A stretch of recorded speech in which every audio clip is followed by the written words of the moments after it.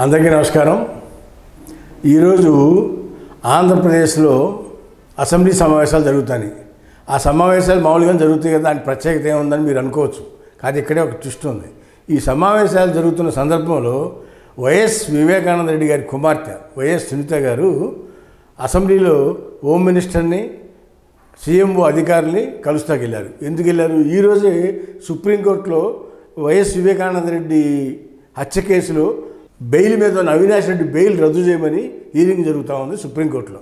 ఇది చంద్రబాబు నాయుడు గారి కేసు వాదించిన లోద్రానే ఈ కేసు కూడా వాదిస్తున్నట్టు మనకు తెలుస్తూ ఉన్నది. ఎందుకంటే ఇది ప్రభుత్వము ప్రెస్టేజ్గా తీసుకుంది, అటు కుటుంబ సభ్యులు సునీత గారు కూడా కూతురు ఆవిడ కూడా ప్రెస్టేజ్ తీసుకున్నారు. ప్రెస్టేజ్గా తీసుకోబట్టి జగన్మోహన్ రెడ్డిని కూడా వ్యతిరేకించి జగన్మోహన్ రెడ్డిని గత ఎలక్షన్లో 19 ఎలక్షన్లో నారాసుర రక్త చరిత్ర అని చెప్పి పేపర్లు టీవీలు మోత మోగించి ఆయన అధికారంలోకి వచ్చాడనేది అందరికీ తెలిసిన సత్యం. ఇవాళ అవినాష్ రెడ్డి జగన్మోహన్ రెడ్డి కాపాడుతున్నాడనేది కూడా ఆంధ్రప్రదేశ్లో ఉన్న అందరికీ తెలుసు. అయితే ఈ వైఎస్ వివేకానంద రెడ్డి కుమార్తె మట్టికి పట్టు వదలకుండా ఆ కేసుని మట్టికి డీల్ చేస్తుంది. దానికి ఈ ప్రభుత్వం, కూటమి ప్రభుత్వం ఎంతవరకు సహకరిస్తుందో మరి వేచి చూడాలి. కూటమి ప్రభుత్వం కూడా సహకరిస్తుందని చెబుతున్నారు. వాళ్ళు క్రియ కనపడాలి, దానికోసం వాళ్ళు ఎదురు చూస్తూ ఉన్నారు. సుప్రీంకోర్టు కూడా ఒంటరి మహిళ అయినా సరే ఆవిడ సుప్రీంకోర్టు కూడా బెయిల్ రద్దు చేయాలి అవినాష్ రెడ్డి అని ఫైట్ చేయడం అనేది ఇది గొప్ప విషయం అని ఈ సందర్భంగా చెప్పుకో తప్పదు. అయితే ఇక్కడ ఒక విషయం ఏంటంటే, జగన్మోహన్ రెడ్డి గారు సీఎంగా ఉన్నప్పుడు కూడా సునీత గారు ఒంటరిగా పోరాటం చేశారు. ఇది సిబిఐ దగ్గరికి వెళ్ళటం, కలవటం, కోర్టులకు వెళ్ళటం, తిరగటం, కేసు పట్టు వదలని విక్రమార్కులాగా ఆవిడ ఒంటరి మహిళగా పోరాటం చేసింది. ఇది జగన్మోహన్ రెడ్డి మీద కూడా పోరాటం చేసింది. అవినాష్ రెడ్డిని నువ్వు కాపాడుతున్నావని కూడా చెప్పింది మీడియా ద్వారా.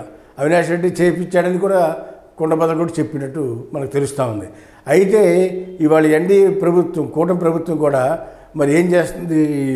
మరి నిజం బయటపడాలంటే చంద్రబాబు నాయుడు గారి మీద ఈ మరక ఉంది. ఏది చంద్రబాబు నాయుడు గారే చంపించాడు వివేకానంద రెడ్డి అనేది ఆ రోజులో ఒక మరకైతే చంద్రబాబు నాయుడు పోయింది. ఈ చంద్రబాబు గారి మీద ఉన్న మచ్చ పోవాలంటే ఇవాళ వైఎస్ వివేకానంద రెడ్డి హత్యలో నిజమైన నిందితులలో తేల్చాల్సిన బాధ్యత ఈ కూటమి ప్రభుత్వం మీద కూడా ఉంది. మరి సునీత గారిది ఒక్కడే కదా బాధ్యత. ఈ కూటమి ప్రభుత్వంలో కూడా చంద్రబాబు నాయుడు గారి మీద ఈ హత్య చేయించాడని ఆ రోజు కుట్ర కానీ లేదా చెప్పడం కానీ జరిగింది.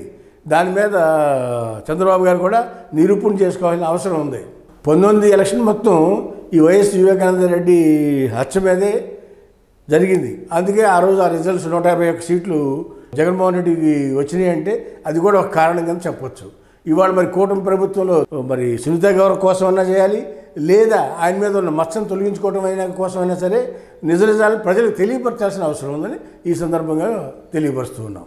హాయ్ ఫ్రెండ్స్, మా ఫ్యూచర్ టుడే ఛానల్ చూస్తున్నందుకు చాలా థ్యాంక్స్. మరిన్ని లేటెస్ట్ వీడియోస్ కోసం వెంటనే సబ్స్క్రైబ్ చేయండి. అలాగే ఈ బెల్ ని కూడా రింగ్ చేసేయండి. మా లేటెస్ట్ వీడియోస్ నోటిఫికేషన్స్ అన్నీ మీ మొబైల్లో వస్తాయి. మా వీడియోస్ మీకు నచ్చితే లైక్ చేయండి, షేర్ చేయండి, నచ్చకపోతే కామెంట్ చేయండి.